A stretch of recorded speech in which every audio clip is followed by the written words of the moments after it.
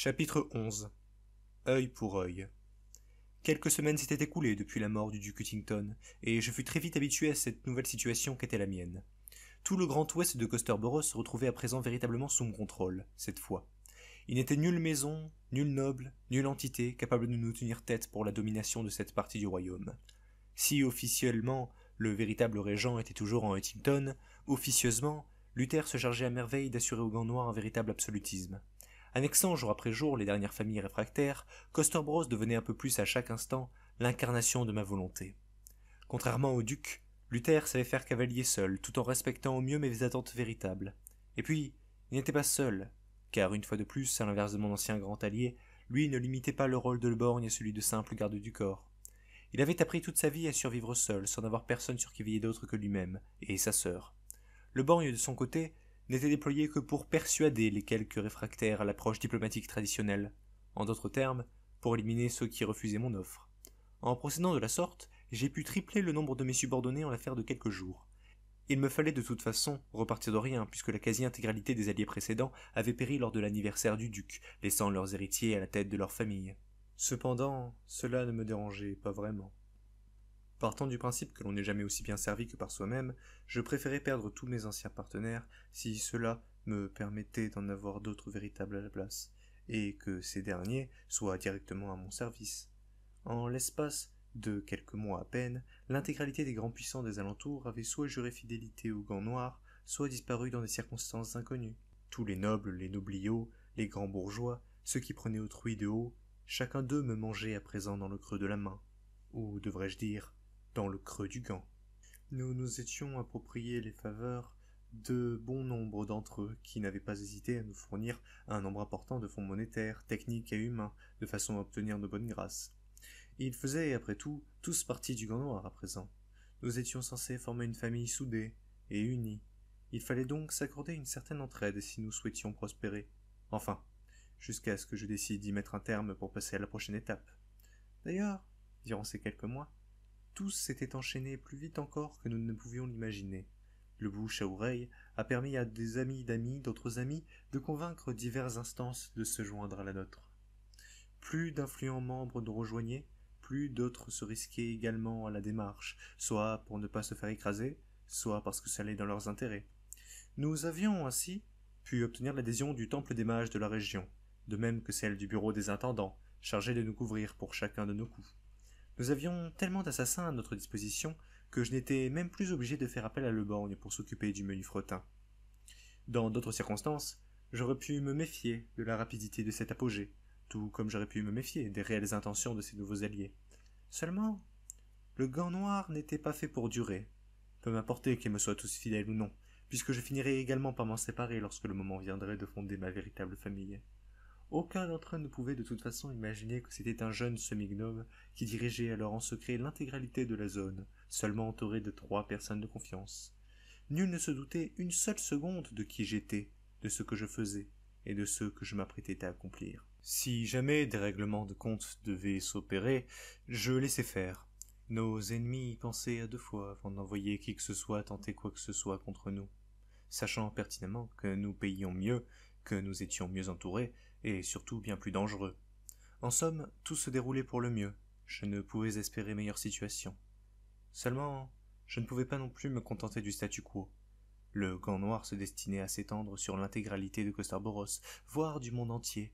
L'île des Miracles aussi, de même que les îles Vagabondes nécessiteraient une surveillance accrue de leurs grands puissants. Mais chaque chose devait être faite en son temps. D'abord, Costerboros, ensuite le reste. Et pour y parvenir, il me fallait également prendre le sud et le nord du royaume. L'est ne m'était d'aucune utilité. Je n'avais que faire d'une zone fantôme presque déserte, pervertie depuis bien longtemps déjà par le prophète de Voil à Dark. En d'autres termes, il me fallait élargir mon cercle d'influence aux 4 coins du royaume, et pour ce faire, le meilleur moyen de procéder restait de se servir de la puissance passée du duc pour remonter auprès de ses anciens collaborateurs. Dans ce milieu, tout le monde se connaît de près ou de loin, après tout. J'avais ainsi demandé à Leborgne et à Luther d'organiser d'ici 3 semaines une réunion au nom du Gant Noir, conviant le maximum des anciens contacts du duc Huntington, résident de la partie ouest du royaume, ayant ainsi échappé au grand final de sa réception d'anniversaire. Suite à sa disparition, Il fallait de toute façon trouver un temps d'échange afin de reparler de tout cela plus en détail.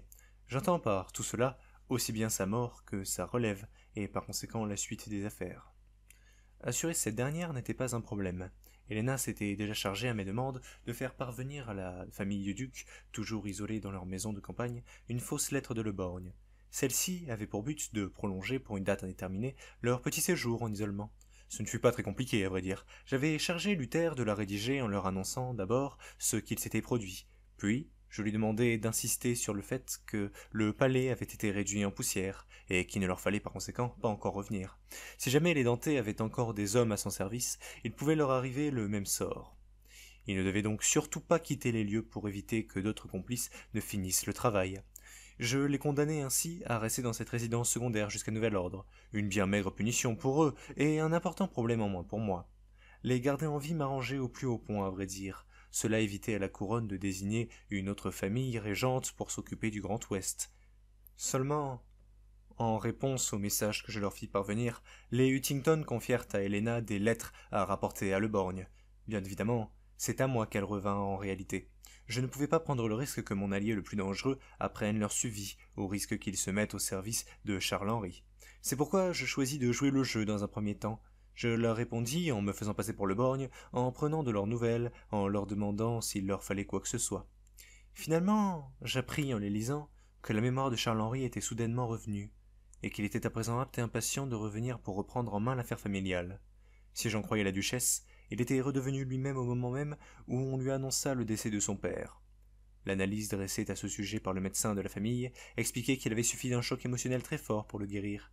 Telles étaient les conséquences après avoir été ramené à la vie par une plume de phénix de couleur rouge, une amnésie totale, dont il n'était nul autre moyen de sortie qu'un puissant choc psychologique. Les Huntington percevaient peut-être cet événement comme un miracle, comme une bénédiction des dieux, mais pour moi c'était une très mauvaise nouvelle. Et de ce fait, cela deviendrait très vite une très mauvaise nouvelle pour eux aussi. Je ne pouvais leur permettre d'ébruiter la nouvelle, ou bien de tenter de braver les interdits pour revenir malgré tout. Charles-Henri était un jeune homme zélé. De ce que j'avais entendu dire à son sujet, je m'imaginais qu'il ne comptait pas attendre une seconde de plus et qu'il partirait à cheval dès que l'envie lui prendrait pour reprendre ce qui était sien, à présent. Si jamais le regain de mémoire de l'héritier Huntington venait à s'ébruiter, il en irait par extension de même pour sa survie. Et alors, le borgne me tournerait le dos à coup sûr. Il aurait même pu décider de venger son ancien maître en s'en prenant directement à moi. Je ne pouvais pas permettre de prendre un tel risque. Je souhaitais véritablement les garder en vie. Cela me servait tout aussi bien d'un point de vue stratégique et politique qu'humain. Je ne pouvais concevoir jusqu'alors l'idée de faire exécuter toute une famille en deuil, et ainsi éteindre une ligne entière. Seulement, paradoxalement, jamais de ma vie je ne pris une décision à première vue si complexe, aussi rapidement. C'était ma vie, ou la leur. L'hésitation n'avait pas lieu d'être. Si c'était Charles-Henri qu'il fallait faire disparaître en priorité, je me doutais que si je les gardais en vie elles aussi, Suzanne Hélène et la duchesse risqueraient de s'interposer, voire de chercher à se venger. Une fois de plus, je ne pouvais pas prendre ce risque. Sans parler de quoi que ce soit à Le Borgne, je chargeai ainsi Luther de mener un escadron d'une dizaine de nos meilleurs assassins alliés jusqu'au lieu de domicile de Huntington, et puis de les laisser faire ce qu'ils avaient à faire. 3 jours après avoir donné l'ordre, Helena me fit parvenir une simple missive que je m'empressai de jeter au feu une fois ouverte. Elle n'était composée que de quelques mots, mais ces derniers étaient un peu plus explicites. C'est fait. Bien que je leur ai stipulé avant de les envoyer en mission que je ne voulais pas de bain de sang, pas de souffrances inutiles, juste une mort simple et rapide, je me risquais pas à leur demander dès leur retour si ma demande avait été exaucée ou non. Je n'avais pas vraiment le cœur, après un tel ordre, à m'intéresser plus en détail à ce qu'il s'était passé exactement. Je voulais simplement qu'ils disparaissent. C'est tout ce qui importait. Hélas pour moi, je ne pus y échapper lorsque Luther se sentit l'inspiration de me faire un compte-rendu complet de leur expédition punitive. D'après ses dires, Charles-Henri se serait démené comme un diable, et aurait tué à lui seul 5 de nos hommes. Mais les 5 autres auraient fini par venir à bout de lui. Sa sœur et sa mère ne furent malheureusement pour elle pas d'aussi bonnes combattantes que ce dernier. On les acheva toutes deux en une fraction de seconde. Un détail plus que les autres resta gravé à tout jamais dans ma mémoire. Des pleurs, des lamentations, mais surtout des demandes d'explications. Qu'est-ce que vous nous voulez? Pourquoi nous? Pourquoi nous faites-vous tout ça? Ne pouvez-vous pas en épargner certains? Imaginez ne serait-ce qu'un instant que cela arrive à ma famille, me mettez dans un état de panique intérieure tel que je cauchemardais toute la semaine qui suivit. Moi qui pensais que ne pas avoir à me lever tous les soirs pour braver les bois environnants me permettrait de bien dormir et que je n'aurais plus à me réveiller au milieu de la nuit, je me trompais. Seulement, et c'est la vérité bien que je puisse concevoir que cela puisse paraître très cruel, une fois cette semaine terminée, je passais très vite à autre chose. J'étais en vie après tout, et c'est tout ce qui importait. Je ne pouvais continuer de me morfondre sur le sort de ces gens que je fis abattre après quelques courtes secondes de réflexion. De plus, maintenant que les maisons Huntington et Klossman avaient toutes les deux disparu, la couronne allait bientôt devoir désigner une nouvelle famille régente. Nous nous tenions prêts à agir dès que l'annonce serait officialisée. Or, il s'avéra que, suite à ces événements, le décret royal détermina que la meilleure option était de donner les pleins pouvoirs sur l'ouest au prophète Caldric. Bien évidemment, pour éviter tout débordement dans le reste du royaume, il en fit de même pour le sud d'Uxone et le nord de Glardrog. Les trois prophètes étaient à présent à nouveau régents de chaque région du royaume, et rien ne fut décrété pour l'est d'Adark. Et cela m'arrangeait au plus haut point. En effet, des entités si puissantes et controversées ne sauraient que favoriser l'union des grandes familles contre elles. Il n'y a rien de mieux pour atteindre la cohésion qu'un ennemi commun. Or, cet ennemi-là, je ne chercherai pas à m'en débarrasser. On ne retire pas un épouvantail efficace. Malgré tout, si cette annonce n'était pas pour me déplaire, mes troubles du sommeil, faisant suite à mon dernier ordre, m'empêchaient d'apprécier la situation nouvelle à sa juste valeur. Je faisais face à une véritable impasse, puisqu'en réalité, je pouvais les ramener à la vie. Il est vrai que notre commerce de plumes était bien installé, et il est également vrai que j'avais techniquement hérité après la mort du duc de ce dernier, mais il me fallait encore me renseigner sur ces dernières. Au vu des effets secondaires de certaines d'entre elles, les plumes rouges notamment, je me refusais d'en utiliser la moindre tant que je n'avais pas l'intégralité des informations nécessaires à ma disposition. Et de toute façon, une fois de plus, les ramener, c'était signer mon arrêt de mort. Le problème n'était donc pas que je ne pouvais pas les ramener. Le problème, c'était que je ne voulais pas les ramener. Et cela m'en attristait pas moins. En ressongeant à cette histoire de plumes de phénix, je me rappelais de cet autre le borgne, celui qui était au service du duc Klausman. Je n'avais jamais cherché à obtenir de véritables réponses de la part de Le Borgne à son sujet, de peur qu'il me mente, qu'il se braque ou qu'il s'imagine des choses. Je choisis donc de laisser ce sujet en suspens et de n'y revenir que lorsque se représenterait à moi ce sujet. Seulement, une idée me restait néanmoins perpétuellement dans la tête, sans que je ne puisse jamais arrêter d'y songer. S'il y en avait d'autres comme Mont Le Borgne, il valait mieux savoir à qui ils avaient juré allégeance. La pire erreur que l'on puisse commettre est de s'en prendre à quelqu'un dont on ne sait rien, si ce n'est qu'il est plus fort que nous. Ce dont j'étais certain, en revanche, c'est que lorsque le gant noir serait finalement assez puissant, ils finiraient tous inexorablement par travailler pour moi. Je voulais compter chacun d'entre eux à mon service, au service de ma famille. Je ne pouvais après tout pas laisser de si puissants guerriers à n'importe qui. En tout cas, c'était ce que je me disais à l'époque, afin de légitimer ce désir. La vérité, c'est plutôt, et je m'en rends compte aujourd'hui, que je ne pouvais après tout pas laisser de si puissants guerriers à n'importe qui d'autre que moi. Cela dit, dans les quelques heures qui suivirent l'officialisation des trois prophètes, comme nouveaux régents de leurs territoires respectifs, je finis par apprendre tout ce que je voulais savoir. Je me rappelle encore de ce jour. Comment pourrais-je l'oublier? Nous étions installés, Luther, Helena et moi, autour de la grande table de notre nouveau quartier général, à savoir l'ancienne résidence secondaire de Huntington, à quelques minutes de Kursk, dont j'étais à présent le nouveau propriétaire. Le borgne fit irruption un peu plus tard dans la pièce, accompagné d'une jeune fille et d'un garçon, tous deux âgés d'à peine plus d'une dizaine d'années, portant eux aussi un fin bandeau noir autour de l'œil gauche. La fillette regardait dans le vide, son visage de porcelaine était enlaidi par une vilaine moue de tristesse. Elle semblait comme absente, perdue dans ses pensées. Le jeune homme, quant à lui, laissait apparaître une expression contrariée sur le visage, les bras croisés, les sourcils froncés. Il détournait volontairement le regard de notre direction, comme s'il retenait en lui une profonde colère. Tous deux étaient vêtus de légères tenues d'entraînement faites de cuir couleur obsidienne. Ils portaient d'épais gants bruns, ainsi que des bottes noires munies d'éperons qui leur montaient jusqu'aux genoux. Nous nous regardâmes tous trois, interloqués, nous demandant les uns les autres si l'on savait ce que ces enfants faisaient ici.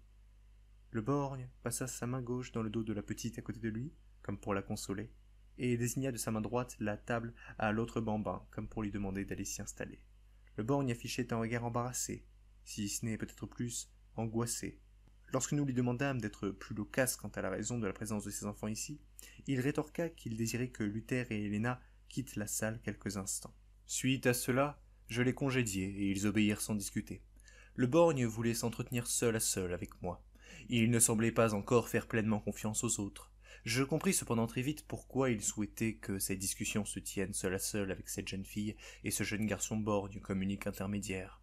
En effet, il comptait me demander quelque chose. Et pour que le borgne demande une faveur à quelqu'un, c'est que la situation doit être on ne peut plus délicate. Afin que j'en comprenne les fondements et les aboutissements, il se mit à me raconter l'histoire de sa famille. Les Le Borgne ne comptaient que peu de membres en leur sein, mais chacun d'entre eux devait tout de même suivre les traditions et des épreuves strictes, très strictes, héritées de leur ancêtre. Le terrible mercenaire Crone, dit le Borgne, du fait de son œil manquant, dissimulé derrière un épais bandeau noir.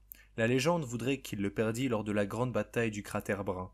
Une pluie de flèches aurait été tirée dans sa direction et l'une d'entre elles se serait alors logée droit dans son œil gauche. Quelques instants après s'être rendu compte de ce qu'il venait tout juste de lui arriver, il aurait ensuite contemplé de son unique œil encore valide le malheureux archer, ayant eu l'audace de lui tirer dessus. Puis, il aurait agrippé le projectile par son tube fait de bois, et aurait donné un coup sec sur ce dernier, retirant de son orbite tout autant la petite flèche que le globe oculaire dans lequel elle était toujours plantée.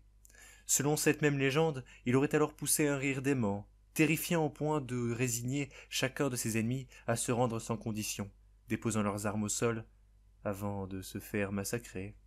Il était tellement fier de ce sobriquet qu'il en fit son nouveau nom de famille, afin que ses héritiers le perpétuent sur autant de générations que possible.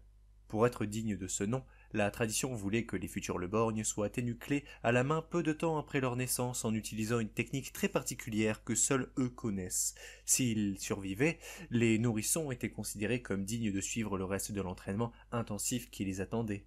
Ce dernier étant censé les changer en véritables armes de guerre, capables de vaincre n'importe qui avec n'importe quoi. L'homme dont j'avais entendu la voix lors de l'incendie du palais du duc Klausmann était en revanche un cas très particulier. C'était un certain Conrad Le Borgne.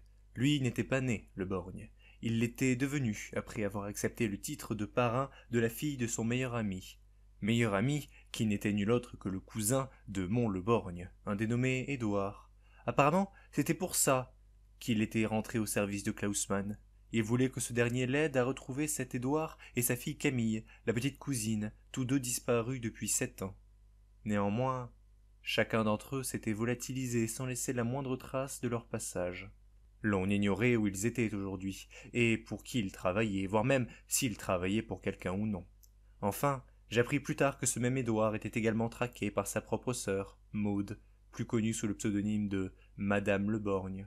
Cette dernière le pourchassait, elle aussi, depuis 7 ans, afin de punir son frère aîné pour le meurtre de leur père, Abraham, l'oncle de Le Borgne. Les histoires de famille ne sont jamais très simples.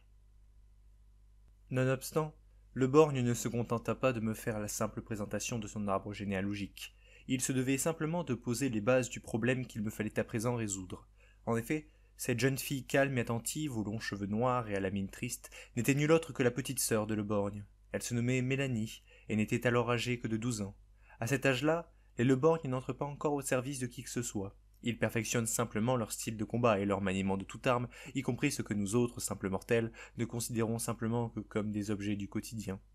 Malgré leurs 18 ans de différence, je voyais dans sa façon de se comporter avec elle, de se tenir, de parler en sa présence, que Le Borgne éprouvait une réelle tendresse envers cette jeune fille. Je me demandais simplement ce qu'il attendait de moi et pourquoi il me la présentait aujourd'hui. Il m'affirma alors un point que j'ignorais jusqu'à présent sur le fonctionnement de l'allégeance de leur famille.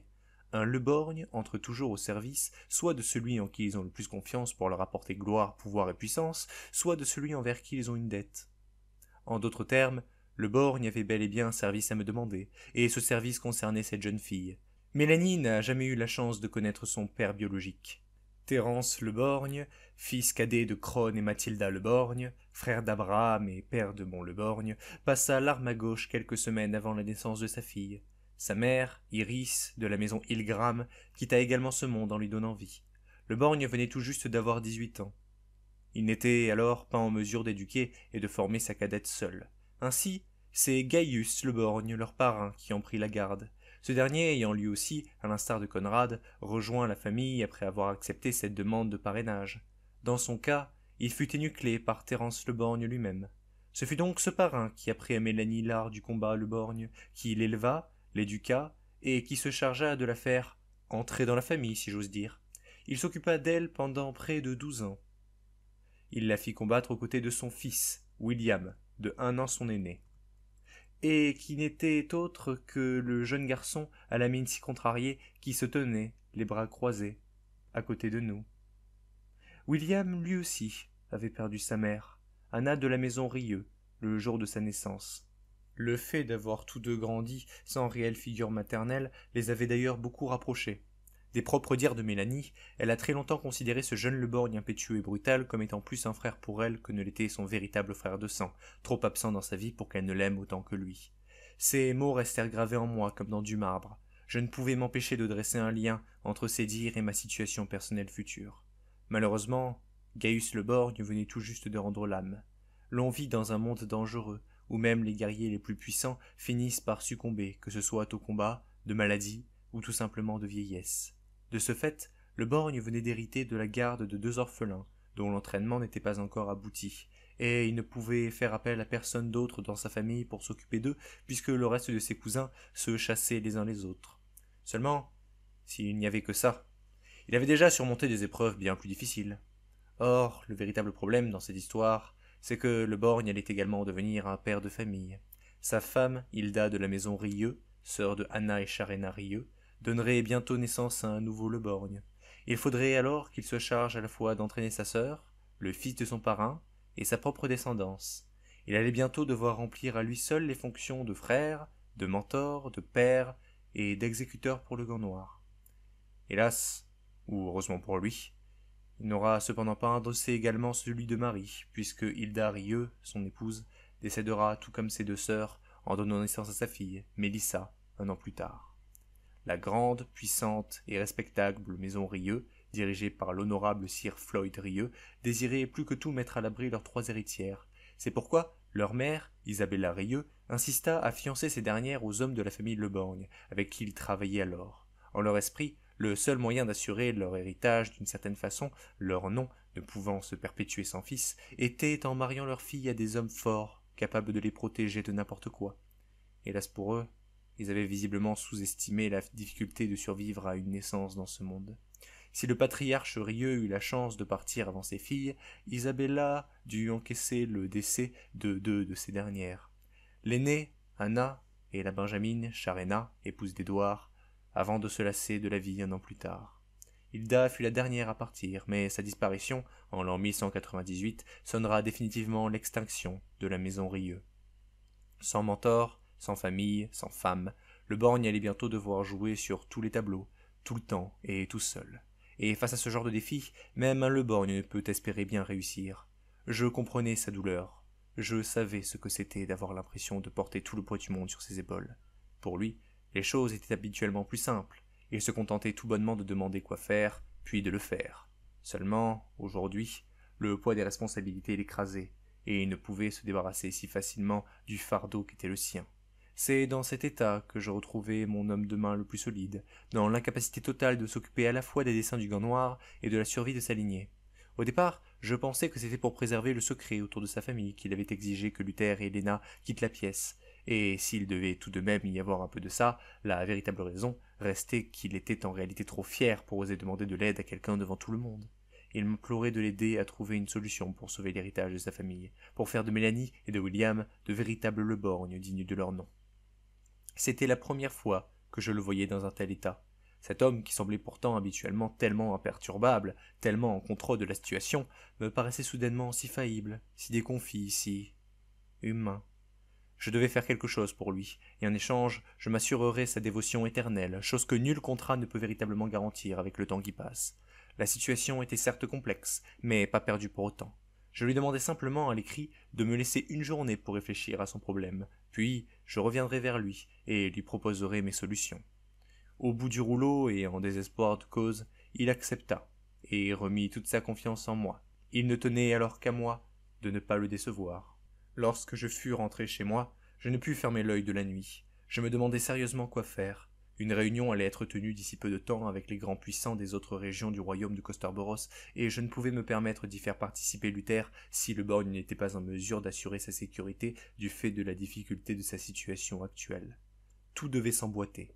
Si je voulais avancer, il me fallait faire d'une pierre deux coups. Or, toute cette pression me fatiguait tellement que je finis par m'endormir sans trouver de solution pour le lendemain. Lorsque le petit matin se présenta à ma fenêtre, faisant baigner ma chambre dans un balai de rayons lumineux, je savais qu'il me fallait trouver un moyen de présenter la chose à Le Borgne, et vite. Assis sur ma haute chaise en bois, ma mère faisait semblant de faire voler ma cuillère remplie de compote en l'air, avant de me la faire avaler. Elle était dans l'une de ces humeurs du matin où elle tentait de jouer son rôle de maman actuelle. La dite situation ne m'aurait pas tant dérangé si j'avais eu d'autres idées en tête alors. Je me souviens que mon père fit soudain irruption dans la pièce, portant sur son dos un lourd sac rempli de bûches de bois. Ah, superbe, mon amour, nous allons pouvoir faire crépiter la cheminée ce soir, lui dit-elle en s'avançant vers lui pour l'embrasser tendrement. La récolte a été bonne, lui répondit mon père. Durand et moi-même avons trouvé des arbres parfaits ce matin.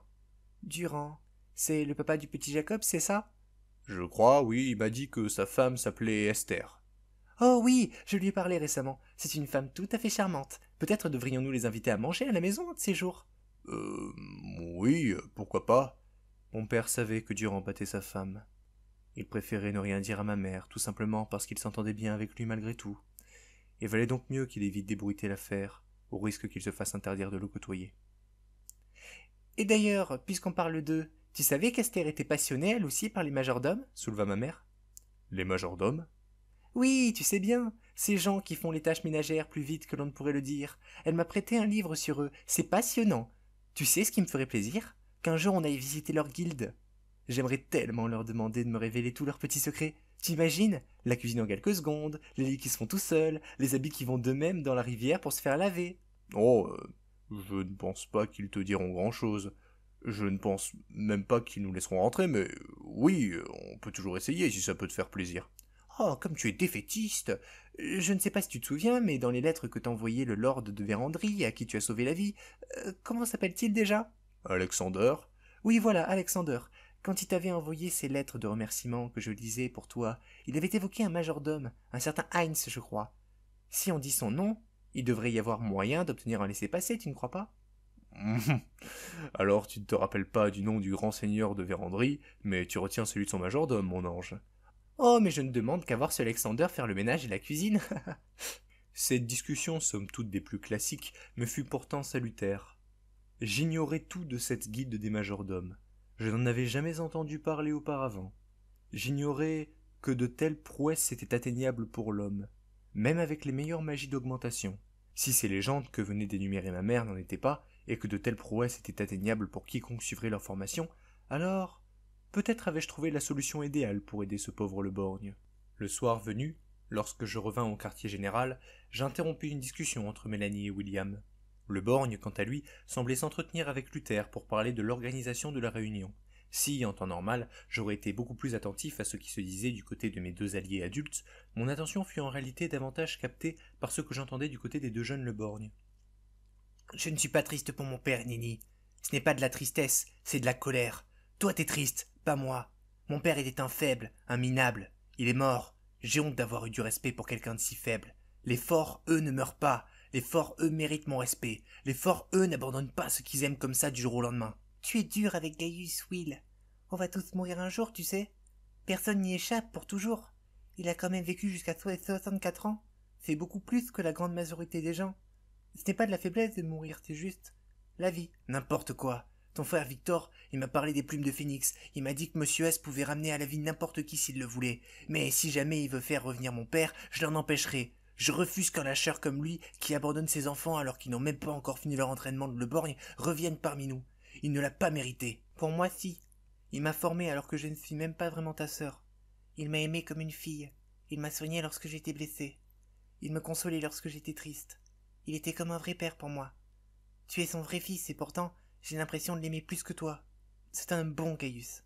Et je ne veux plus jamais t'entendre dire qu'il était faible, parce que c'est pas vrai. Tu peux penser ce que tu veux de lui, j'en ai plus rien à faire. Mais par contre, je t'interdis de dire qu'on va tous mourir. Si jamais il t'arrivait quoi que ce soit, alors j'irai à la nage jusqu'aux îles Vagabondes pour trouver les plumes qui te ramèneraient à la vie. On s'en fait une promesse à la mort de papa, tu te souviens? De toujours être là l'un pour l'autre. Et je refuserai toujours de te laisser partir en restant là les bras croisés. Et tu sais aussi très bien que je ferai pareil pour toi, Will. Ha!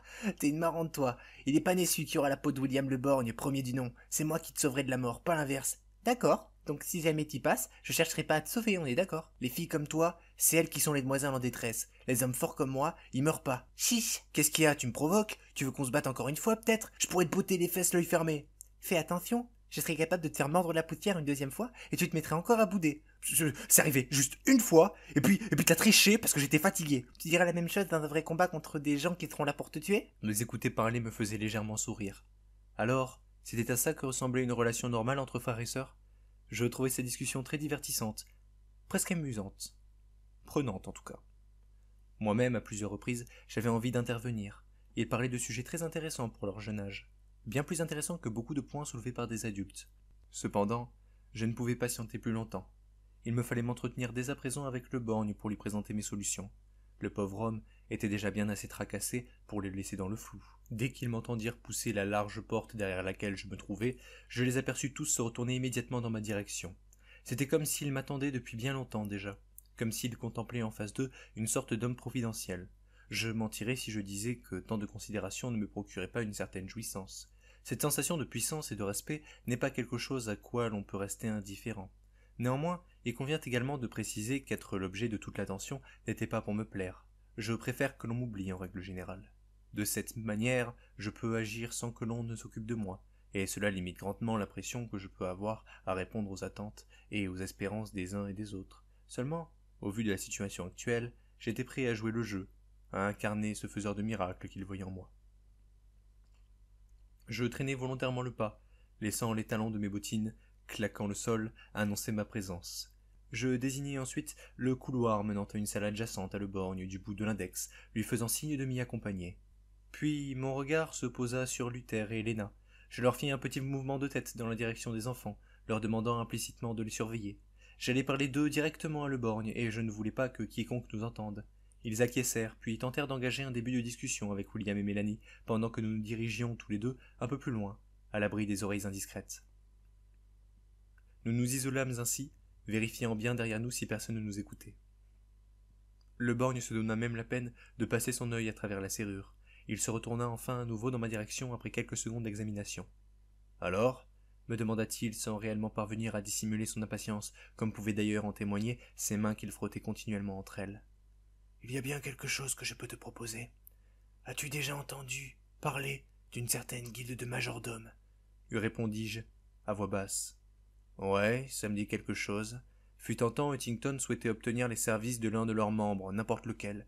C'était juste histoire d'affirmer son pouvoir aux yeux de tous. Il me répétait constamment qu'un majordome était à la fois un signe de puissance et de sécurité. Mais quel rapport avec mon... problème ? Je comptais justement y venir. Cela dit, quelque chose m'intrigue. Quoi donc ? S'il voulait tant en avoir un, pourquoi en était-il dépourvu ? Oula, longue histoire. Est-ce lié à un refus de la guilde ? Oui et non. C'est un peu vague, le borgne. Disons qu'il l'a bel et bien contacté, mais que c'est un élément extérieur qui l'en a empêché. Un élément extérieur faisant partie des majordomes ? Qui en faisait partie, non. Qui avait des liens sacrément étroits avec eux, ça ouais. Je vois. Cet élément est donc à prendre en compte. Mais nous y reviendrons plus tard, chaque chose en son temps. En revanche, ce qui ne peut attendre, ce sont certaines précisions. Si je résume ce que tu m'as dit, Huntington savait donc quoi faire pour s'en procurer un. En outre, il connaissait leur existence, savait qui contacter et quoi leur proposer en échange. Je me trompe ? C'est exact. Par conséquent, je suppose que tu sais toi aussi comment entrer en lien avec eux, n'est-ce pas ? Je ne garantis rien, mais ça reste envisageable. Dans ce cas, voilà ce que je peux te suggérer. Nous allons faire de ces deux enfants les premiers, les tout premiers, le borgne majordome. Le borgne resta une dizaine de secondes à me regarder fixement de son seul œil exorbité. L'expression faciale qu'il affichait alors ne laissait nul doute ni sur son incompréhension, ni sur sa surprise. Pardon quoi ? D'après ce que j'ai cru comprendre, ni l'un, ni l'autre n'a encore pleinement achevé sa formation. Et il n'est pas question de laisser cela entraver ni ton travail, ni l'entraînement de ton futur héritier. Ils ont déjà les bases, C'est le reste qui leur manque. Dans ce cas, pourquoi ne pas en profiter pour faire d'une pierre deux coups? Si ce n'est plus encore. J'ai entendu dire que l'entraînement des majordomes pouvait faire de leurs adeptes des sortes de surhommes, des personnes à la vitesse et au pouvoir dépassant toute logique. N'aimerais-tu pas faire d'eux des êtres si puissants qu'ils combineraient tout ce qui se fait de mieux en matière de technique de combat et de pouvoir hors du commun? Du fait de leur jeune âge, ils pourraient avoir droit à une formation complète, étalée sur le nombre d'années qu'il faudra. De ce que j'ai vu, ils ont l'air de très bien s'entendre. Il serait donc peut-être mieux, tant pour eux que pour nous, de les y inscrire ensemble, et dès qu'ils en seront sortis, ils entreront à mon service. Le borgne resta quelques instants à réfléchir sans rien dire. Le pouce sur le bas de la joue, le reste des doigts sous le menton, il regardait le sol d'un air pensif. Une chose est sûre, il ne s'attendait pas à une telle proposition. Je lui ai laissé tout le temps nécessaire pour me donner son avis. Après près d'une minute de silence, il reprit finalement parole. Dès le borgne majordome, comment dire? En soi, c'est pas une mauvaise idée, mais enfin, je vois pas trop comment. Je lui ai laissé le temps de trouver ses mots. Encore était-il préférable de perdre du temps sur cette question si jamais cela nous évitait des problèmes sur le long terme. En fait, il y a plusieurs choses qui me dérangent dans cette solution, conclua-t-il. Lesquelles? Lui demandai-je. D'abord, le borgne, le borgne. Un majordome, c'est un majordome. Certes, j'entends bien. Ce que je veux dire, c'est que on a une façon de se battre qui est la nôtre. On a un comportement qui est le nôtre. On a une histoire, des coutumes qui sont les nôtres. Si on laisse quelque chose d'autre s'immiscer là-dedans, on risque de perdre notre héritage. C'est donc cette perte d'identité qui t'effraie? M'effrayer, j'irai pas jusque-là, mais j'aimerais bien qu'ils n'oublient pas d'où ils viennent et qui ils sont, tout simplement. C'est un point que je peux comprendre. Je te conseille simplement à ce sujet de ne pas oublier une chose. Ils sont tous deux le borgne avant d'être majordome, et non l'inverse. Par conséquent, il y a un héritage qui en portera plus à leurs yeux que l'autre, et lorsqu'il leur faudra, à eux aussi, faire entrer les générations futures dans votre famille, alors ils pourront leur offrir un entraînement bien meilleur et bien plus fourni que les anciens, rendant ces dernières plus performantes et plus douées que jamais. Et cela se sera permis par cette intégration à la guilde. C'est sûr que vu sous cet angle, disons que ce qui me fait peur, c'est bien sûr ce côté perte d'identité, mais c'est surtout la perte de personnalité. Qu'entends-tu par là? De ce que j'en sais, les majordomes ont comme caractéristique de donner leur vie aux maîtres qu'ils ont choisi de servir. Ils obéissent à un code, à un ensemble de règles, d'obligations liées à leur fonction. Il est impossible pour eux de s'y dérober. Ce sont plus des corps sans volonté qui se contentent d'obéir plus que de penser par eux-mêmes. Et j'ai pas forcément envie que Mélanie finisse comme ça. Sans offense, le borgne, mais c'est le principe de ta famille que d'obéir aux ordres de leurs supérieurs. Je ne vois pas en quoi c'est un problème de pousser cette dévotion à son paroxysme.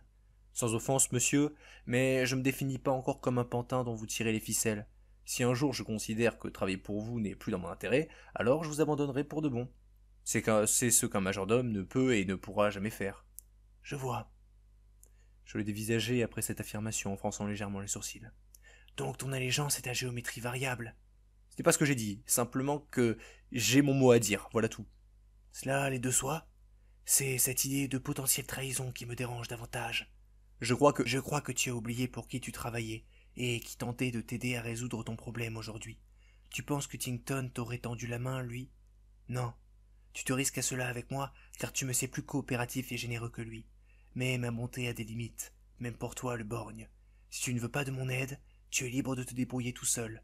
Je ne veux pas à mes côtés de collaborateurs qui refusent d'obéir ou qui osent me dire droit dans les yeux qu'ils se laissent le choix de me faire faux bon si jamais ils l'estiment. Soit nous cherchons à être une famille dans laquelle nous nous entraidons les uns les autres, soit nous continuons notre route chacun de notre côté. Tu veux qu'on te laisse le choix? Alors choisis ce que tu préfères. Lorsque je prononçais cette longue tirade, je craignais d'être allé trop loin, d'avoir franchi les limites. Pourtant, je savais que c'était nécessaire. L'on ne dirige pas des fortes têtes en les brossant dans le sens du poil. Pour être un chef respecté et respectable, il faut être dur lorsqu'il le faut et bon lorsqu'il le faut, sévère mais juste, compatissant mais pas faible. Laissant un court moment, sans parole, s'installer, le borgne finit, une fois de plus, par reprendre la discussion. Désolé, monsieur S. Je me suis emporté. Cela ne se reproduira plus, vous avez ma parole. Je pense, mon cher Le Borgne, que cette histoire te monte bien plus à la tête qu'elle ne le devrait. Je comprends ta situation de détresse. Elle est empirée par le fait que ce n'est pas pour toi-même que tu t'inquiètes, mais pour les autres. Et ça, tu n'y as pas habitude. Tu te sais capable d'assurer ta propre sécurité, mais tu as peur pour ceux auxquels tu tiens. Je respecte cela. C'est pourquoi je veux t'aider. Alors accepte mon aide, et franchissons ensemble cette étape difficile pour que des jours meilleurs se présentent ensuite à nous. Es-tu d'accord? C'est tout ce que je souhaite. Dans ce cas, je te prierai de soulever les autres points qui te dérangent dans le plan que je viens de te proposer. Le borgne soupira. Outre ce que je vous ai dit plus tôt, qu'on va considérer comme réglé, il y a le problème du coût d'entrée. Ce n'est pourtant pas l'argent qui nous manque. Ce n'est pas ça. La guilde des majordomes n'est pas vraiment intéressée par l'argent. Le duc lui-même avait beau leur proposer des sommes astronomiques, il ne daignait pas répondre à la moindre de ses demandes. Que recherche-t-il dans ce cas? C'est bien ça le problème, pas grand-chose en vérité. Tout est une question de contact, de connaître les bonnes personnes, de leur proposer ce qui est susceptible de les intéresser au moment où ils pourraient être intéressés, d'avoir un mécène. Un mécène, tu dis? Ouais, une sorte de garant si vous préférez. Quelqu'un qui est déjà ami avec la guilde et qui serait en mesure de leur proposer un échange de bons procédés. Par exemple, l'entrée en leur sein d'un nouvel apprenti, en échange de n'importe quoi susceptible de les intéresser. Huntington n'a-t-il jamais tenté d'entrer en contact avec l'un de ses mécènes pour obtenir les services d'un majordome? Justement, si. Disons simplement que ça entre dans le cadre de la longue histoire. Y a-t-il d'autres choses susceptibles de te déranger avant que je ne te demande de me la raconter plus en détail, cette longue histoire? Bof, on a déjà vu le principal. Pour le reste, disons juste que ça ne les concerne pas tant eux que mon gosse. Tu ne te sens pas encore les responsabilités d'être père, le borgne? Disons simplement que tant que je travaille pour vous, ça va être difficile. Je suis sur le terrain 24 heures sur 24 et pour faire un Leborgne digne de ce nom, il faut aussi lui consacrer un temps fou. Sa mère s'en chargera très bien toute seule. Le hic, c'est que non. Je sais très bien que Hilda, ma femme, va y passer elle aussi, comme ses deux sœurs avant elle. Elle ne fera pas exception à la règle, je le sais très bien. Et même si c'était le cas, je la connais. Elle n'accepterait jamais que je retire un œil à notre enfant. Et je serais donc obligé dans tous les cas de... Enfin, je vais pas vous faire un dessin, vous m'avez compris. Je préférerais presque que la pauvre famille passe plutôt que j'aille lui infliger ça. Je vois. C'est ennuyeux, en effet. As-tu jamais pensé à faire appel à un parrain comme Conrad et Gaius? Un parrain? J'y ai pensé. Mais je suis pas sûr de connaître qui que ce soit apte à prendre le rôle, surtout pour mon enfant. Il te faut quelqu'un de digne de confiance. Un ami d'enfance, peut-être? D'enfance, je sais pas. Mais un ami, oui. Il y a peut-être quelqu'un. Un brave type qui m'a sauvé d'une mort certaine il y a quelque temps. Toi, te sauver d'une mort certaine. Je reste un humain, patron. Je suis peut-être balèze, mais il y a certains combats que je peux pas gagner. Il faut connaître ses limites, c'est le seul moyen de les dépasser. Je ne peux que te donner raison là-dessus. Mais tu te doutes bien que maintenant que tu m'as dit cela, j'aimerais savoir ce qu'il s'est passé et qui est cet ami. Je m'en doute, mais si ça vous convient pas, j'aimerais garder ça pour une autre fois. Le sujet du jour, c'est encore cette solution de la guilde des majordomes. Te convient-elle? Il soupira tout en mettant ses mains sur ses côtes. Je pense pas avoir le choix. Si jamais on parvient à leur dégoter une place, je donne ma bénédiction à défaut de mieux. Nous nous serrâmes alors la main et repartîmes en direction de la salle principale. Seulement, je ne pus résister à la tentation de poursuivre cette discussion en le questionnant à nouveau sur un certain sujet, alors que nous continuions de déambuler à travers les longs couloirs de notre quartier général. Un ami qui t'a sauvé la vie, donc? Ne comptez pas lâcher l'affaire, hein. Disons que je préfère avoir une vague idée de l'identité du prochain Leborgne à entrer dans la famille. Il esquissa un sourire. Si vous voulez tout savoir, cet ami, c'est un petit pêcheur du coin, tout ce qui est de plus classique. Il m'a dit qu'il s'appelait Duncan. Tu as été sauvé par un pêcheur, Leborgne? Dit comme ça ne doit pas paraître bien glorieux, mais c'est le cas. Il a retrouvé mon corps grièvement blessé, flottant dans la rivière. Il m'a repêché, m'a ramené chez lui, m'a soigné, m'a offert le gîte et le souper. Et tout ça sans me connaître et sans rien attendre de moi en retour. Un chic type comme on n'en fait plus. Le pauvre a perdu toute sa famille lors du dernier raid de Xon sur les terres de l'Ouest. J'ai voulu lui donner ma bourse pour le remercier, mais il n'en voulait pas. Je suppose qu'à l'inverse, lui redonner goût à la vie en s'occupant d'un enfant lui ferait le plus grand bien. De cette façon, tu lui auras assuré une enfance heureuse et tu le formeras comme il se doit lorsque tu le retrouveras. C'est l'idée. Enfin, tout ça si jamais il accepte d'entrer dans la famille. Vous me direz, pour ce qu'il a à perdre, je le vois mal refuser. Je suis curieux néanmoins des raisons qui t'ont fait finir dans une rivière. Oh, vous savez, c'était l'une de ces journées comme il y en a tant. Votre boss vous dit « Va là-bas et tue ce type ». Moi je vais là-bas pour tuer le type. Et puis sur le chemin, vous recroisez un membre de votre propre famille qui vous bloque la route, vous casse la figure avec ses 3 copains et vous laisse pour mort. La routine quoi. Un membre de ta famille? Oui, le fameux Conrad dont je vous ai parlé. C'est lui qui m'a tendu une embuscade. C'était un ancien voleur. Il est très bon pour ça. S'il y a bien une chose dans la vie que j'ai apprise, c'est que dans un combat, celui qui gagne, c'est toujours celui qui en sait le plus sur son adversaire. Cette simple phrase me marqua à tout jamais. Il avait raison. Toutes les fois où j'avais réussi dans mes actions, c'était parce que je savais à l'avance à qui je m'attaquais. Je connaissais ses forces et ses faiblesses, là où lui ne savait même pas qui j'étais. C'était ça notre véritable force et le borgne à moi. La connaissance. Connais ton ennemi pour pouvoir le vaincre. C'était aussi simple que ça. Cependant, quelque chose me revint soudain en tête. Quelque chose que j'avais lu chez le duc Klausmann.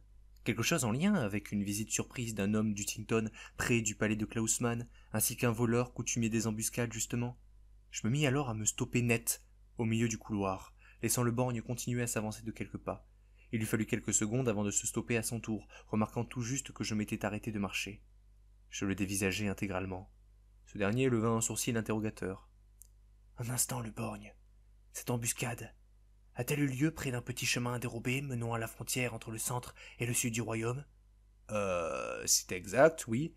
Et ce type dont tu devais te charger, était-ce une femme? Toujours oui. Une femme du nom de Francesca? Francesca Scodelario, c'est bien ça? Le borgne s'avança alors lentement vers moi, tout en hochant la tête encore plus doucement. Oh que oui. Le borgne.